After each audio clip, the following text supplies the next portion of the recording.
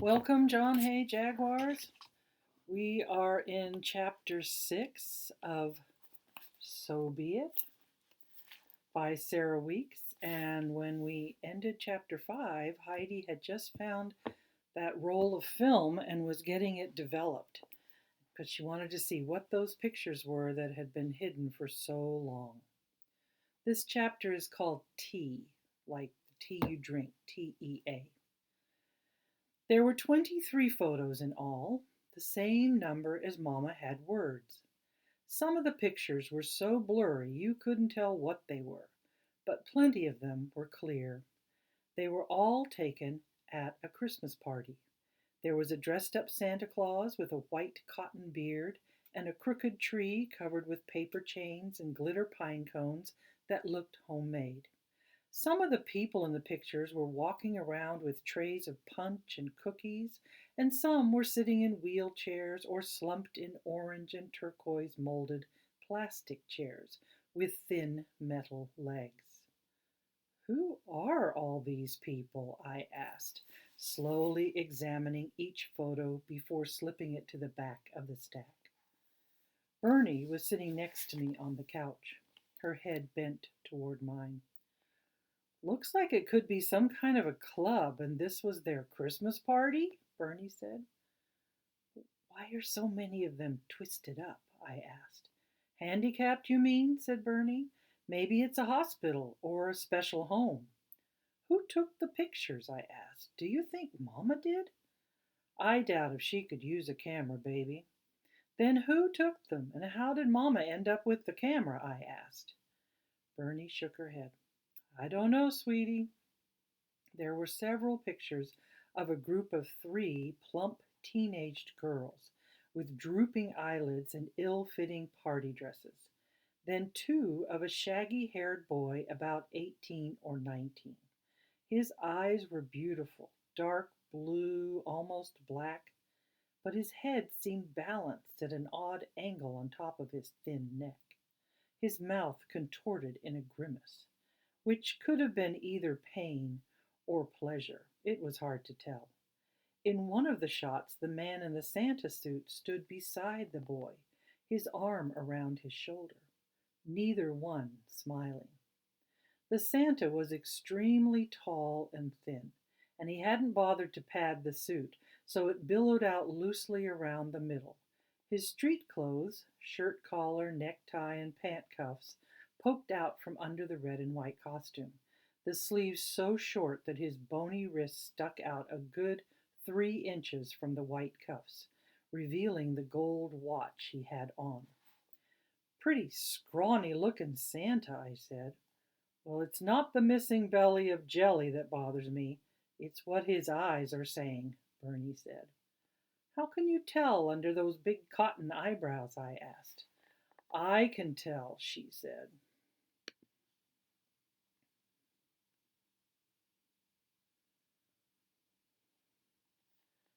After that, more snapshots of people posing in front of the tree and eating cookies, and then came a slightly blurry picture of a middle-aged blonde woman in a red sweater with reindeer on it standing in front of a massive stone fireplace, with her arm around a smiling girl with wide-set pale blue eyes. I knew right away the girl was Mama. "She was kind of fat," I said. "Ooh, maybe she was pregnant," Bernie said. "With me, you mean?" I asked, looking hard at the photo. "Seems like a safe bet," she said, taking the picture from me and looking at it closely. "And my guess is that the woman in the red sweater is your Grammy." I grabbed the photo back from Bernadette and stared at the blonde woman. "Really? How do you know?" "Well, look at the eyes.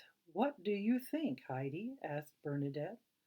"They look like Mama's, only not so wide apart." "They look like yours, baby," Bernadette said gently. We went through the whole stack of photos several times. Most of them were taken inside in the room where the party was, but there was one taken outdoors, on a wooden porch under a big sign with green letters that said Hilltop Home, Liberty, New York. We have to show the pictures to Mama as soon as she wakes up, I said excitedly. She knew these people, Bernie. She was there. Yes, she was, baby, but you know how your mama is. She might not be able to recognize herself from a photo, especially an old one. Well, maybe looking at these will zap Mama's brain like a bolt of lightning and jumpstart her memory, Bernie. And then it hit me. Maybe Soof is in the pictures. Maybe, she said, but I could tell she had her doubts. While Mama finished napping, I let myself float, suspended like a lily pad in my private little pool of hope. I passed the time by looking up Liberty, New York, in the atlas, and pressing my finger down again and again on the town where Hilltop Home had been, the place where my mama and maybe my Grammy had stood in front of a big fireplace smiling at the camera. I wondered about who had taken the photographs and how Mama and I had ended up so far from New York. I wondered where my Grammy was now and whether Hilltop Home was still there in Liberty. I was just about to go over to Bernie's and ask if we could call information to check for a listing when I heard Mama stir and call out. Bernadette had gone back to her apartment to feed her cats, Clara Barton and Cookie Dough, named after one of her heroes and one of my favorite flavors of ice cream. The cats never came through the door into Mama's and my house. When they got hungry or lonely, they stood on the threshold and cried for Bernie.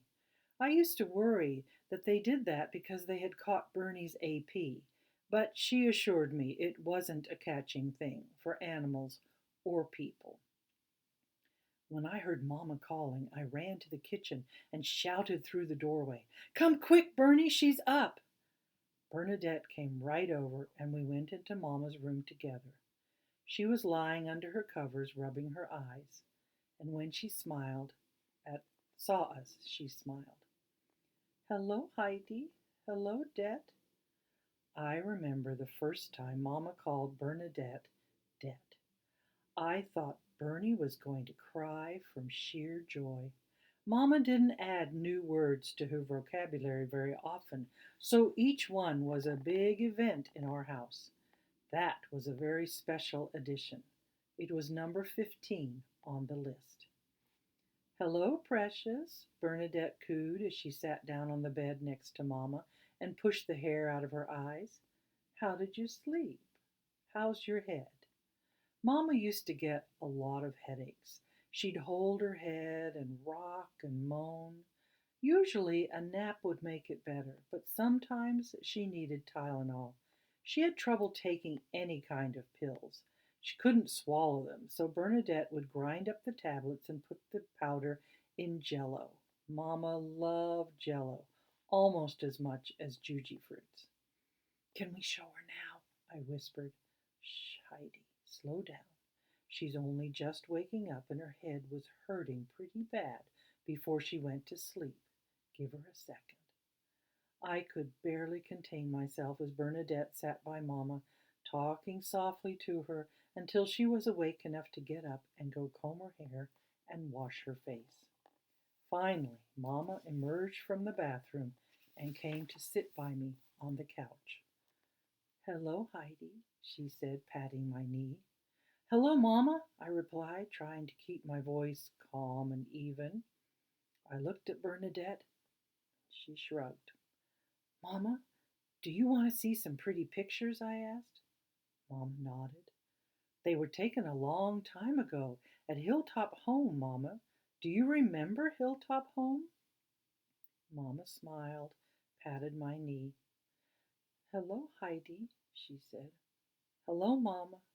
I picked up the stack of photographs and chose one, holding it carefully by the edges so I wouldn't smudge it.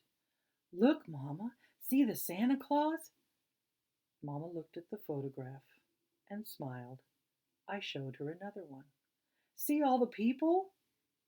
Mama looked at the photograph and smiled. Bernadette came over and looked over my shoulder at the picture I was showing Mama. "Don't they look pretty, precious?" she asked. Mama said, "Pretty, Dad." Look at this one, Mama. Who do you see? I showed her the photograph of the girl and the woman in the red sweater in front of the fireplace. Mama looked at the photograph and smiled.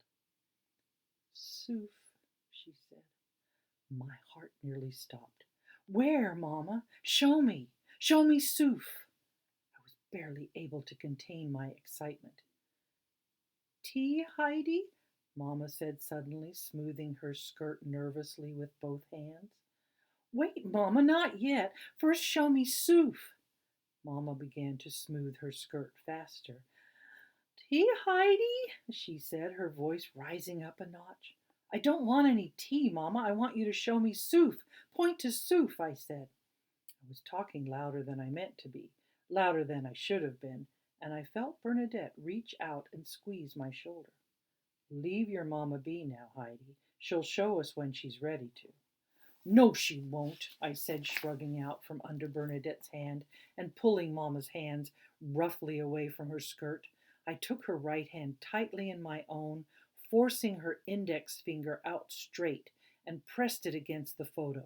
Show me, Mama. Where is Soof? That's enough, Heidi, said Bernadette. Show me, Mama, I demanded. Uh-oh, uh-oh, Mama repeated anxiously, wriggling as she tried to escape my grip. Tea, Heidi? Tea? I don't want any tea, I shouted. I want you to tell me, Mama. I want to know. Mama whimpered. Done, done, done. Heidi, shh, she said. Leave your Mama be, Heidi, Bernadette said sternly. You're not ever going to tell me, are you, Mama? I shouted, ignoring Bernadette. Are you, Mama? Are you? I let go of her hand and angrily ripped the photo in half, throwing the pieces in Mama's lap. Then I ran to my room, slammed the door, and with a jagged sob flung myself face down on the bed. I cried for a long time. I cried so hard it felt like my ribs might crack open.